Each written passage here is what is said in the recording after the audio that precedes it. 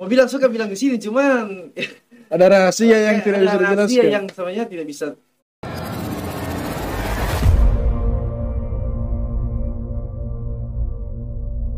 Oke, assalamualaikum warahmatullahi wabarakatuh. Terima kasih buat teman-teman semua yang masih mau mampir di channel saya, channel Ngoceh Ngobrol Receh. Dan di depan saya sudah ada bintang tamu, Ilham Halid. Halo, Bos. Nah, yang anak mau tanya, bro, bagaimana NTP cara bisa merubah NTP hidup dari yang berada di kesengsaraan, pernah sempat dibully juga oleh orang-orang, bahkan ada yang pernah ngenteng juga kan? Nah, bagaimana NTP cara membentuk NTP karakter sehingga bisa jadi orang yang seperti sekarang? Bentuk karakter. Nah, Kalau karakter sih terbentuk ketika kita perubahan hidup nah, berubah, maka karakter juga berubah. Cuman kalau yang ditanya kenapa sampai sekarang bisa berubah secara finansial, itu karena kita PNT kerja keras nah, dan konsisten. konsisten. Tapi kan dulu kalau sekarang kan anak tahu ente sebagai sales juga kan. Nah, kalau dulu juga sales. Nah, Nah, dulu kita sama-sama sales terus bersama-sama di perusahaan finansial yang lalu yang lama, perusahaan finance. nah, Kalau dulu kan ente sebagai sales juga, anak sebagai surveyor. Nah, ketika ente jadi sales dulu di tempat yang lama itu, ente kan jarang map order, jarang target. Nah, kalau sekarang alhamdulillah kan. Nah, sekarang yang anak mau tanya itu, NTP sumber ilmu atau inspirasi itu dari mana? Oke. Oke, kita mau cerita dulu sebelum kita di Terang Sebut itu kampus biru ya. Nah, kampus biru, terangkan alumni kampus biru. Iya. Sebelum kita di situ, kita basicnya itu kita memang pas lulus langsung jadi marketing, langsung jadi sales. Dulunya kita itu sales produk-produk rumah tangga. Dulu sebelum kita masuk di kampus biru itu. Ini kisah yang anak belum tahu ini. Nah, kita pas lulus kita cari kerja, dapat di salah satu CV. Di situ kita diterima sebagai sales. Kita bekerja dulu, masuk dari rumah ke rumah, door to door. Door to door. Iya. Tawarkan ini produk-produk ini. Nah, di situ pokoknya asam garam kehidupan sales itu kita serasa semenjak kita kerja di situ. Artinya di selanjutnya juga sama, kita juga sales juga. Jadi di lapangan itu seperti apa, di situ kita belajar. Nah, pokoknya di lapangan itu ada yang ditolak customer, ada yang tutupakan pintu, iya betul, ada yang dikejar anjing, iya, macam-macam terserasa. Nah, setelah itu kita berada di situ, terus kita masuk di itu kampus biru itu. Maaf, dia boleh cuma brand toh, iya. cuma jual kampus biru. Nah, pas masuk di situ, performanya kita kerja atau kita produktivitas dalam kerja itu, sebenarnya di situ awal-awalnya saja bagus, awal-awalnya waktu kita masuk itu penjualan di situ bagus. Untuk DP grid juga kan masih mudah kan untuk cari target kan. Jadi waktu di situ kita kerja, awalnya kita bagus, tapi lama kelamaan kita performa menurun. Jadi di situ kita sadari sekarang nih, kita sadari bahwa ternyata pekerjaan seperti itu orang harus konsisten, orang harus fokus kerja keras. Jadi kalau memang kenapa kita bisa jadi sampai sekarang, Nah, karena itu kita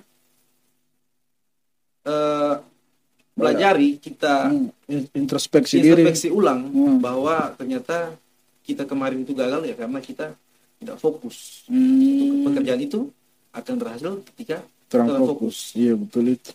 Oh berarti ilmu salesman atau ilmu marketing itu sebenarnya sudah ada dari dulu, dari sebelum masuk di kampus biru itu. Cuman yang bikin kendala dulu sampai susah target itu berarti karena kurang fokus di satu pekerjaan. Dan belum serius. Dia serius, makanya performa juga.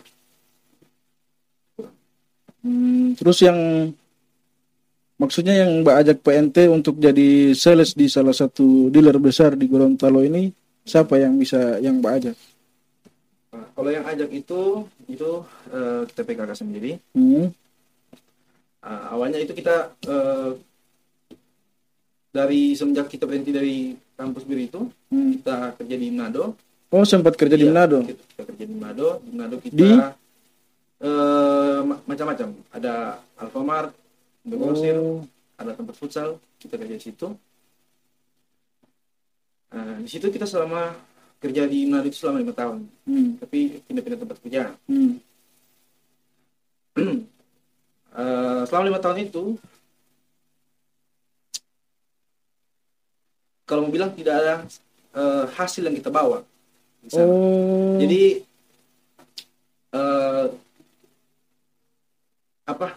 pendapatan atau gaji yang kita dapat di sana itu tidak tersimpan, pokoknya habis, tidak termanage dengan bagus, tidak teratur. Ya. Makanya selama 5 tahun itu kerja, kalau bilang sia-sia sih. Itu 5 tahun itu bukan jangka waktu yang pendek. Makanya kita rasa bukan juga menyesal, cuman kalau mau bilang bagaimana, menyesal juga sih, sia-sia. Padahal kalau membandingkan kan dari segi UMP kan UMP lebih tinggi yang di Gorontalo. UMP yang tinggi kan masih di Manado kan daripada Gorontalo. Cuma ente bikin begitu ya, jadi sia-sia ente PIN di sana ya. Iya, karena itu kita tidak bisa manajemen keuangan ya, karena namanya juga merantau kan, biaya kos, biaya hari-hari, hidup sendiri juga di sana kan, biaya pergaulan, jadi makanya sampai saat ini kita bilang sia-sia. 5 tahun itu bukan waktu yang pendek bro. Iya, 5 tahun bukan waktu yang pendek. Nah tapi setelah ente mengalami semua itu kan di 5 tahun itu mungkin pas di titik terakhir ente merasa jenuh dengan ente kehidupan, berarti ente bakuling ente PKK Juhri. Kita kebetulan waktu itu ada sempat libur hari raya. Jadi waktu itu kita izin pulang pulang ke Gorontalo. Nah pas di Gorontalo tadinya sih sempat mau pikir mau balik ulang, karena cuman kita PKK tahan. Katanya dia tanya Pak kita selama 5 tahun di sana dapat apa, kerja 5 tahun apa yang Anda bawa. Ternyata kita akui tidak ada, sama sekali tidak ada yang kita bawa. Bilang kalau boleh dia tawarkan, tapi kalau kita mau kerja di sini di Gorontalo, jadi dia coba carikan kerja. Nah awalnya kita kerja di sini karena waktu itu memang sama sekali kita pakai kendaraan di sana. Di Manado kita jual. Sempat jual kendaraan juga di Manado. Iya, jual kendaraan. Memang waktu itu memang kita tidak ada keuangan, makanya kita jual. Nah, terus kita pulang dari Manado, itu memang sama sekali memang tidak kosong, tangan kosong. Makanya kita pas pulang sebenarnya sih malu Pak keluarga, teman-teman. Karena seharusnya kan orang merantau itu kan pulang bawa hasil. Iya. Pas ini kita pulang tidak bawa apa-apa, tidak ada hasil. Bahkan lama lagi 5 tahun. Nah sekarang begini yang anak mau tanya, ketika ente oke lah, so melewati semua itu kerja apa semua, baru so tergabung di salah satu dealer besar di Gorontalo. Nah otomatis kan dari segi lingkungan beda, terus karyawan-karyawannya juga beda, teman-teman baru beda. Bagaimana ente bicara bisa berbaur dengan orang? Nah waktu itu kan kita masuk di dealer itu pada tahun 2017 bulan November, itu kita ingat sekali. Kita masuk kebetulan di situ apa namanya, sudah ada teman juga. Jadi cara berbaur itu dari kita pas masuk itu kita dengan dekat cuman dengan kita di taman itu. Oh taman Iya, itu. teman di taman itu kita buku-buku bawa akhirnya untuk sampai bisa kenal dekat dengan teman-teman lain juga, karena saya juga ada teman di situ. Baru ini ente mau tidak ada kendala mengenai DP target kan dari kampus biru itu kan, dari segi target DP penjualan itu kan beda kan, DP perhitungan target penjualan agak lebih besar di dealer yang sekarang.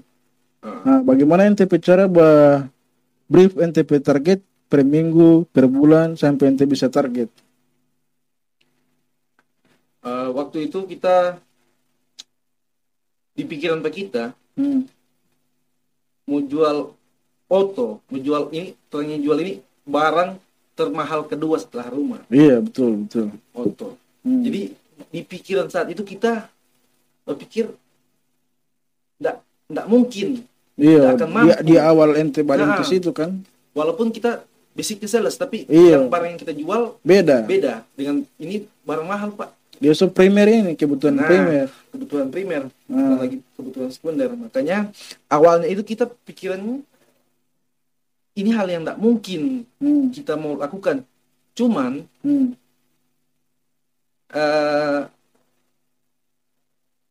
solusi, maksudnya bagaimana caranya sampai ini barang mahal ini boleh terjual. Kita pakai prinsip. Jadi begini, yang bikin kita sampai merasa tidak percaya diri atau kita merasa tidak mampu, itu cuma kita berpikiran sendiri. Cuma kita berpikiran dari NTP pola pikir sendiri. Pola pikir sendiri. Itu yang bikin awalnya kita merasa berat, susah. Jual auto susah. Nah makanya di pikirannya kita prinsipnya kita mesti jual apapun itu. Jadi kita kasih hilang semua pikiran-pikiran yang tidak bikin kita mau berkembang. Artinya kita pikiran-pikiran negatif kita buang.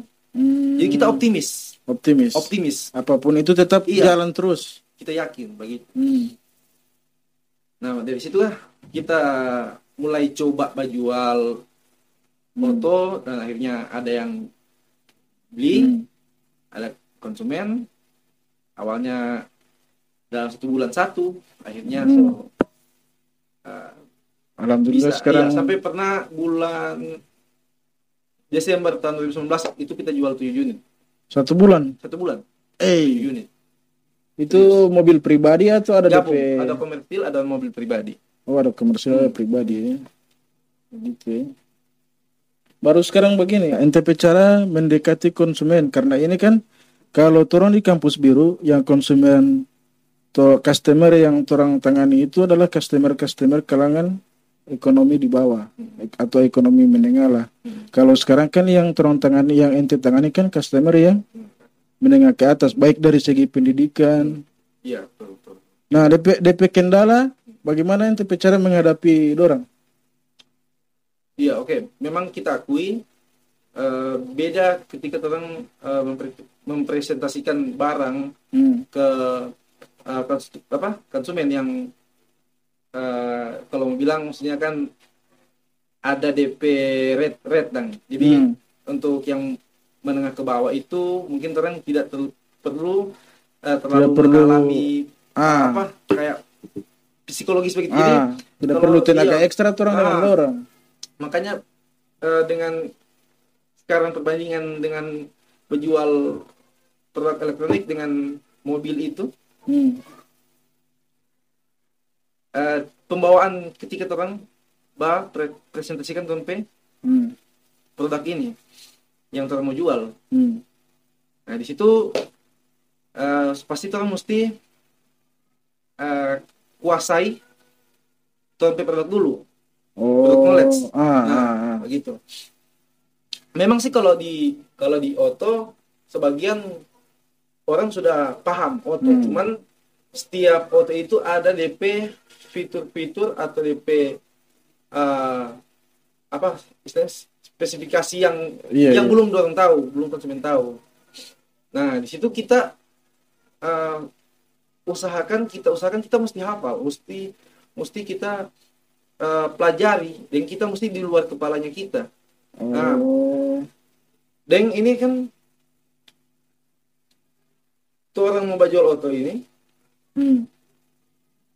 harus bikin orang percaya dulu pada orang. Iya, betul, karena itu diambil auto beda dengan orang kredit auto dengan mau kredit bank beda. Kalau di auto harus inden dulu, pakai sistem tanda jadi. Iya. Nah makanya tanda jadi ini ketika kita mau minta tanda jadi pak orang yang orang tidak kenal, ini kan konsumen ini kan pas telepon cuman melalui HP. Informasi dapat dari Facebook, misalnya dong lihat kita iklan di Facebook kan. Iya. Dalam telepon, baku dapat. Nah, jadi pas baku dapat itu itu dua orang yang tidak saling kenal. Dan pas di saat itu, pas misalnya kita closing orang, kita closing konsumen, kita harus minta inden tanda jadi. Minta inden, iya. Minta tanda jadi ini kita bicara bagaimana supaya dorang percaya kita bisa mau kasih inden 1,5 juta kan minimal kan, kasih inden ke kita. Dia bicara kita harus bangun kepercayaan dulu. Iya. Bagaimana supaya dorang percaya pada kita? Dorang supaya percaya pada kita harus salah satunya lah kita mesti ada pakai seragam ID card. Terus juga mesti ada kartu nama. Iya. Itu secara visual ya. Jadi kalau lihat dari orang seragam, pakai seragam tiba-tiba betul ini dari.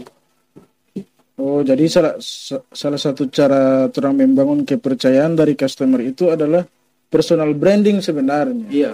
Jadi ente mempromosikan ente diri sendiri dulu, baik dari segi ente seragam, ID card. Terus mungkin ente bisa juga kan perlihatkan siapa-siapa ente customer. Iya. Itu juga biasa cara yang paling ampuh kita bikin. Jadi kita foto-foto yang sebelumnya kita pernah foto penyerahan, itu kita simpan masih di HP. Pas mau closing kita kasih lihat ini foto-foto yang saya penyerahan. Oh iya, ini saya temukan ini konsumen. Dan dong juga sebenarnya ada yang memang dari Facebook itu dong saya tidak terlalu mempersoalkan itu karena memang dong di Facebook itu sebenarnya dong kan scroll NTP profil di Facebook kan profil apa semua. Makanya di situ kita tidak tahu. Cuman bedanya dengan konsumen yang cuman dari referensi, dari taman kasih, atau dari brosur selebaran. Iya. Tapi kita pernah datang ke konsumen itu, kita waktu itu malam kan, jadi kita suruh tidak percaya, kita pakai kaos. Pakai biasa. Pakai biasa, celana pendek, kaos tertinggi. Dia sampai di rumah, lama.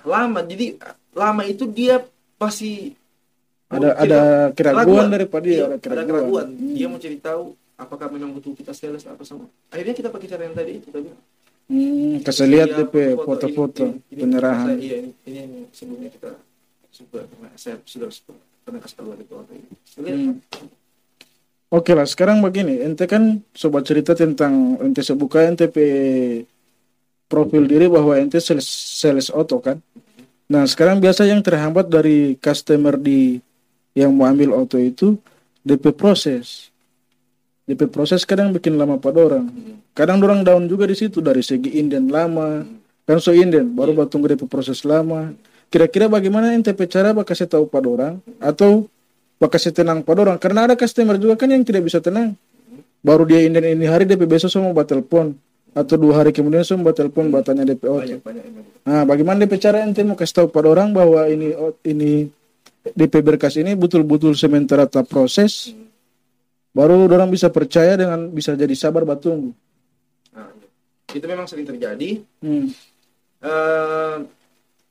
Yang namanya konsumen, orang mesti konsumen itu raja.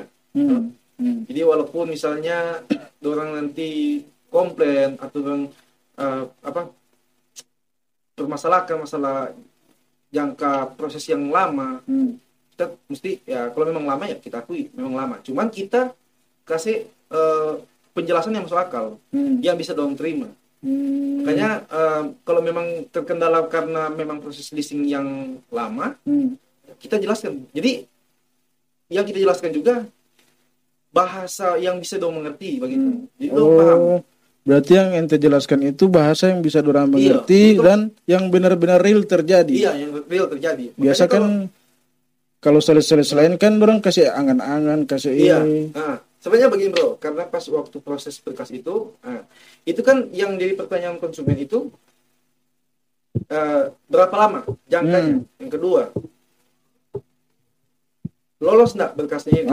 Itu yang penting. Makanya di situ pas orang biasa tanya, Pak, bagaimana Pak hasil? So ada hasil, cuma kan tetap kita kasih sampaikan ke konsumen, kita bilang hasil yang kita sampaikan ini sesuai hasil yang orang kasih. Kalau memang orang reject berkas, kita kasih tahu juga reject.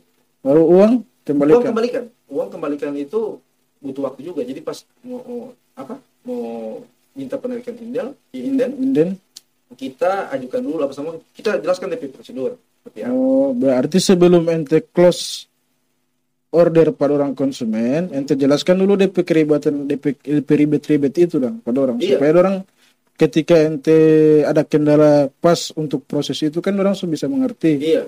Juga di awal itu ada SPK atau surat pesan kendaraan. Di situ juga ada poin-poin yang dimana menjelaskan untuk misalnya reject atau berkas tidak bisa dilanjut proses itu untuk pengambilan inden ada sekitar 1 minggu, itu dijelaskan juga di awal. Jadi konsumen tidak kaget ketika misalnya orang pas bilang, Pak, uang ini kapan bisa jadi? Pas kita jelaskan, Pak, itu ada di poin nomor begini. Orang sudah tahu ya. Sekarang begini, kalau misalnya orang menonton terang konten ini dan terus ada yang ingin yang punya niat membuat beli auto. Nah, kira-kira ente bisa kasih saran apa Pak calon customer itu dari segi kriteria supaya orang tidak bisa maksudnya orang tidak kena reject dari sistem. Apa ada persyaratan yang paling utama? Sebenarnya kalau masalah reject dengan atau DP siapa konsumen bisa reject itu sebenarnya itu pengetahuan yang umum, maksudnya orang kebanyakan sudah tahu. Cuman ada kayak macam misalnya berkas yang nama sudah cacat di leasing, kan Bapak sendiri yang kan cacat di leasing. Nah, terus juga untuk penilaian karakter, kapasitas, terus apa lagi? Kondisi, baru kolateral, kapital. Itu sebenarnya sebagian konsumen sudah tahu. Kayak misalnya misalnya dia mau ambil mobil pribadi, sementara dari segi kapasitas kemampuan bayar itu belum masih, kan itu kan ada perhitungan tuh. Dia perhitungan mungkin kalau ini dia 3 kali lipat dari penghasilan. Betul. 3 kali Makanya penghasilan. Ya cuman begini, orang tidak bisa langsung putuskan, Pak, Bapak putuskan begini, jadi Bapak belum bisa, enggak. Jadi apapun konsumen yang masuk dalam proses dulu. Hasilnya itu nanti di listing. Orang sampaikan. Jadi orang tidak bisa pas ini langsung orang. Cuma tetap orang pilih-pilih juga, tidak semua. Makanya karena sebenarnya bagian di finance itu yang survei yang pertama kali itu sebenarnya sales. Iya, sebenarnya begitu sih. Yang survei pertama itu sales. Ya, supaya orang tidak bikin kerja 2 kali. Kalau tidak kalau memang tidak layak, lebih bagus tuh usah kasih masuk berkas. Cuman kan orang di perusahaan kan dia tuntut wajib SPK. Wajib SPK. Nah, makanya bagaimana ya? Jadi biarpun Ngoni rasa Ngoni rasa itu customer tidak layak buat Ngoni, tapi Ngoni kejar SPK. Tapi aduh bagaimana ya? Nah, makanya itu tapi ada juga yang orang tidak sangka-sangka yang tadinya kan dari segi iya, kondisi, kolateral, menjamin iya. semua, sekunder Biasa menjamin. begitu lihat kan ya, kapasitas kurang ini. Cuman ketika disurvei apa semua DP nama bagus di leasing, dia pernah ada histori pembayaran yang lancar, kan tidak mau tahu toh. Makanya orang tidak pilih-pilih. Orang rata. Kalau ada yang mau memang rencana serius mau ambil, itu proses. Tapi kan ada juga kan yang orang mau ambil mobil, dia mobil apa nama tadi? Yang pribadi dengan yang komersil. Nah, yang komersil itu kan paling banyak orang yang dari segi orang tidak bisa bilang ekonomi melemah, cuman dari segi kondisi rumah, kebanyakan yang komersil itu kan beda dengan yang mau ambil pribadi. Kalau yang komersil kan ada yang di rumah pitate, ada yang di rumah. Iya. Tapi kan itu untuk usahanya dorang kan, misalnya muat pasir atau bongkar muat pasar. Nah sekarang bagaimana nih cara dong, kasih kepastian atau kasih yakin pas survei bahwa ini customer betul-betul mau ambil dan dia mampu bayar. Sedangkan kalau dilihat dari segi luar, dari segi kondisi rumah, itu kan tidak memadai. Bagaimana bicara? Apakah ini ada hubungan langsung dengan survei atau tidak kalau di leasing yang besar begini? Sebenarnya kalau masalah itu bagaimana ya? Kayak tong ada kayak mau bilang suka bilang di sini, cuman ada rahasia yang tidak bisa dijelaskan. Rahasia yang sebenarnya tidak bisa terang mau sampaikan di publik begitu. Sebenarnya kan untuk kayak kan ente pernah jadi survei, tapi sebenarnya dia kalau yang bawa gitu terang so tahu lah, so bukan rahasia umum lagi buat yang pernah jadi survei dan yang pernah jadi sales. Ini berapa tidak apa? Tidak apa-apa.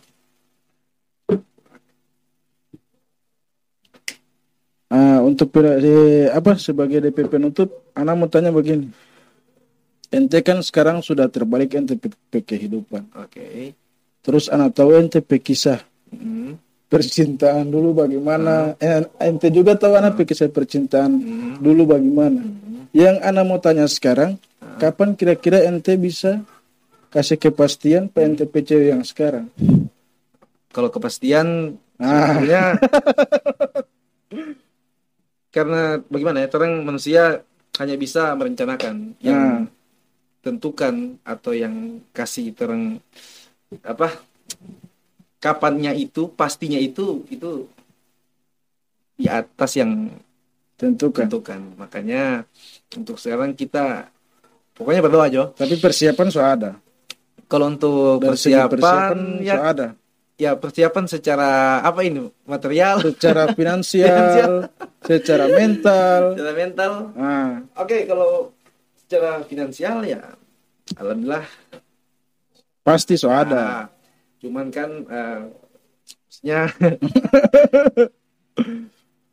bagaimana ya, kan kita namanya kerja di perusahaan yang besar kan, saja. Makanya teman-teman juga banyak. Nanti kalau macam kita mau bikin acara juga yang itu maksudnya tidak enak kan. Itu perasaan juga. Makanya kita maunya tempat yang jadi ada, cuma maksudnya masih mau kumpul lagi. Karena pasti ente mau, karena salah satu cara sales itu kan menjaga customer. Pasti ente mau undang juga sebagai ente customer kan. Mungkin juga dengan tipe customer pasti DP cara penilaian tentang ente itu kan dilihat dari ente pesta juga. Ya, karena kan nilai juga berbeda-beda tuh. Lihat kalau misalnya hilang kerja di suku masa itu beda, ya kan? Iya betul juga ya. Mesti. Oke, jadi itu dulu. Tapi sekarang begini, yang terakhir Ana mau tanya. Ente sekarang bikin channel YouTube. Nah ini yang paling terakhir. Nah, yang Ana mau tanya, NTP alasan bikin channel YouTube itu untuk apa sebenarnya? Sedangkan NTP channel YouTube kalau Ana lihat DP konten-konten kan tidak sejalan dengan NTP pekerjaan sekarang, profesi. Karena biasanya kan orang bikin konten YouTube sesuai dengan DP profesi. Nah, sekarang yang NTP bikin itu kan berbeda. Nah, NTP tujuan sebenarnya bikin YouTube itu untuk apa? Selain AdSense, selain AdSense. Kalau YouTube memang iya, di sisi lain juga bikin YouTube untuk tambah pendapatan kan. Nah, untuk mungkin NTP pertanyaan itu lebih jelasnya kenapa NTP bikin konten yang tidak sesuai dengan anak profesi gitu. Begini, kalau macam anak mau bahas anak profesi, misalnya anak kerja di Suzuki.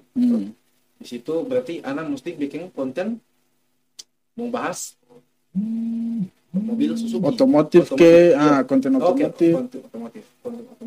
Kalau kita bicara otomotif kan besar. Otomotif ini kan berbagai macam brand, berbagai macam merek.